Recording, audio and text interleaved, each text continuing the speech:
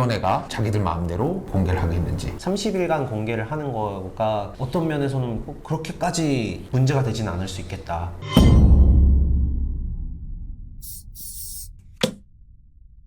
지금까지 신상이 공개된 범죄자가 누가 있었죠? 김성수, 강서구 PC방살인 사건, 어금니 아빠, 엠번방 조주빈, 그리고 최근에 자경단? 그리고 그 모녀살인 했었던, 그렇게 해서 신상 공개가 최근에는 종종 나오고 있습니다. 자경단 총책임자의 경우에는 좀 다투기도 했었고, 이 피의자 신상 공개에 대해서 말씀드리면 저는 변호사 생활 한참 하던 중에 도입된 제도예요. 그 전까지만 해도 존재하지 않는 제도고, 기억하실지 모르겠는데 유영철의 경우에는 당시 모자 쓰고 마스크 쓰고 이렇게 뭐 수건 두르고 이 얼굴로 기억을 하십니다. 강호순 역시도 결국에 신문사에서 그냥 언론에서 먼저 공개를 해버렸던. 뭐 들어올 테면 들어봐 해서 그냥 한 거지. 그러면서 그 무렵에 제도가 만들어졌던 걸로 그렇게 기억을 하고 있어요. 강호수는 자기 얼굴 공개되는 거에 대해서 굉장히 반발감을 가졌다고 하더라고요. 제가 찾아보니까. 근데 2010년에 이르러서 특정 강력범죄 처벌에 관한 특례법이 개정이 되면서 처음으로 신상 공개에 관한 법 규정이 이제 명문으로 만들어지게 되었고요.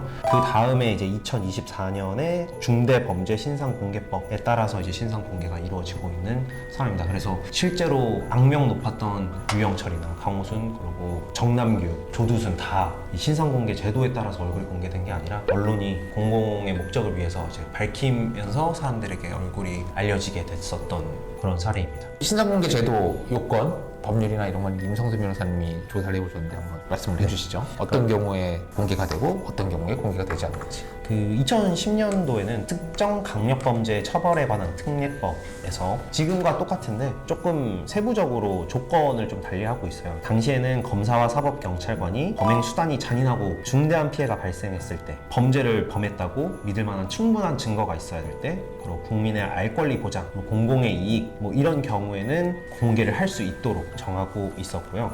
그 이후에 특정 중대범죄 피의자 등 신상정보 공개에 관한 법률이 새로 제정이 되면서 이 법률에 따라서는 좀 더 많은 조건들을 충족을 해야만 공개를 할 수 있도록 이제 규정을 하게 되었어요. 똑같이 검사와 사법경찰관이 정보 공개를 결정할 때는 범죄의 중대성, 범행 후의 정황, 피해자를 보호해야 될지 그런 필요성, 피해자의 의사 등을 종합적으로 고려를 해서 진행을 하고, 이때 정보통신망을 이용해서 30일간 공개할 수 있도록 하고 있고요. 이제 공개를 할 때는 그냥 무조건 검찰이나 경찰관이 공개를 하겠습니다라고 되는 게 아니라 신상정보공개심의위원회에서 동의를 해 주어야만 신상이 공개가 되도록 정해져 있습니다. 근데 이제 공개를 한다고 해서 영구히 공개가 되어 있는 것도 아니고 30일간 정해진 기간 동안만 공개가 되도록 하고 있고요. 얼굴, 나이, 이름. 얼굴 같은 경우에는 범행일로부터 30일 전후로 찍힌 사진을 공개하도록 이렇게 정하고 있습니다.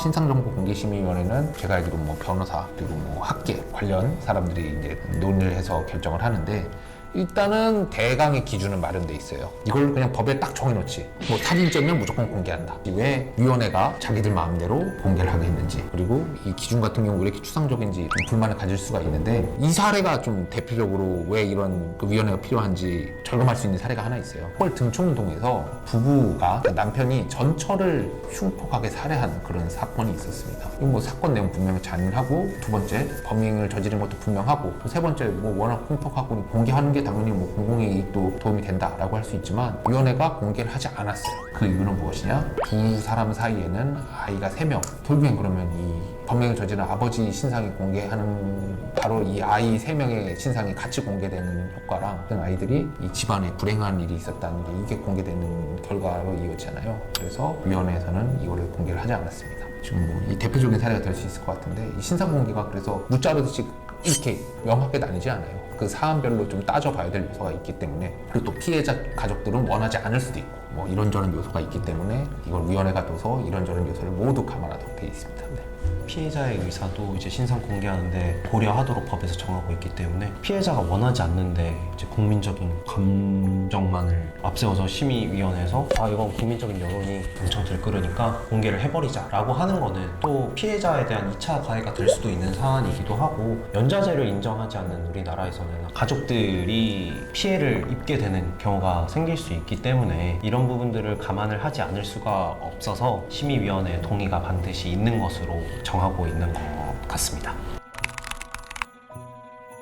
전에 뭐 한창 유행했었죠. 레카 유튜버들 중에 이제 피해자가 원하지 않는데 가해자가 누군지 그냥 밝혀버리는 뭐 이런 것들의 문제점이 사실 이게 사적 제재잖아요. 피해자가 원하지 않는데 그런 거는 분명한 문제가 있다고 생각을 하고, 또 반대로 피해자가 원한다는 이유로 사실 검증이나 이런 거 없이 섣불리 뭐 공개를 해서 사건의 진상이 그게 아닌데 왜곡되는 경우도 있었기 때문에 아까도 말씀드렸던 것처럼 피해자 의사를 따르는 게 일률적으로 좋다, 안 따르는 게 일률적으로 좋다 이렇게 얘기할 수는 없을 것 같아요. 네.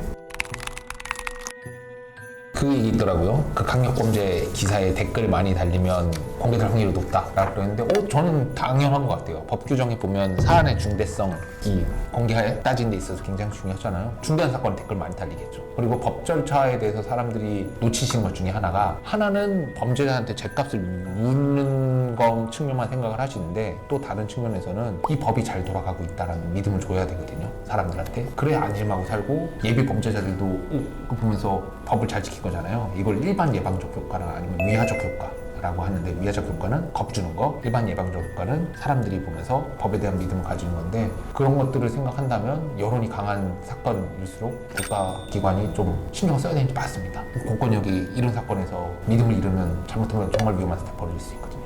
적절한 거는 나쁘지 않다고 봅니다. 어떤 기준에서 30일로 정했는지는 저도 정확하게는 잘 모르겠지만, 아무래도 국민적인 여론에 봤을 때 30일이 뭐야, 그냥 박제를 해버려야지 라고 생각을 할 수 있을 것 같긴 하거든요. 그리고 요즘 세상에는 인터넷에 한번 떴다 하면은 인터넷 장의사가 직업이 될 정도로 지우는 게 힘든 세상이기 때문에 30일간 공개를 하는 거가 어떤 면에서는 뭐 그렇게까지 문제가 되진 않을 수 있겠다, 영원히 인터넷이 없어지지 않는 이상 남아있을 수 있겠다 라는 생각도 또 들기도 합니다. 사실 뭐 초상권 그리고 명예훼손이 문제가 가장 될 것 같은데, 사실 민사상으로는 위법성 조각 사유라는 것 자체가 존재를 하지는 않는데, 재작년에 대법원에서 언론에서 얼굴을 공개한 사안에 대해서 이 부분은 위법성 조각 사유가 인정이 되어서 불법 행위를 구성하지 않으므로 손해배상 책임이 없다 라는 민사 판례를 하나 대법원에서 내렸어요. 언론이라는 특성상, 그리고 사안의 중대성이나 이런 것들을 봤을 때 뭐 레카 유튜버처럼 뭔가를 확 화제를 일으키려고 한 게 아니라 정말로 공공의 이익을 위해서 한 행위라고 한다 그러면은 위법성을 조각시켜서 손해배상 책임을 묻지 않도록 해서 언론의 기능을 할 수 있게끔 만들어준 계기가 된 것 같은데, 이제 명예훼손이냐 아니냐를 판단하는 부분에 있어서는 어쨌든 법적인 판단을 받기 전까지는 재작년에 있었던 대법원 판례처럼 공익성이 인정이 돼서 손해배상 책임이 없다라고 볼 수도 있는 거고, 네, 그런 것 같습니다.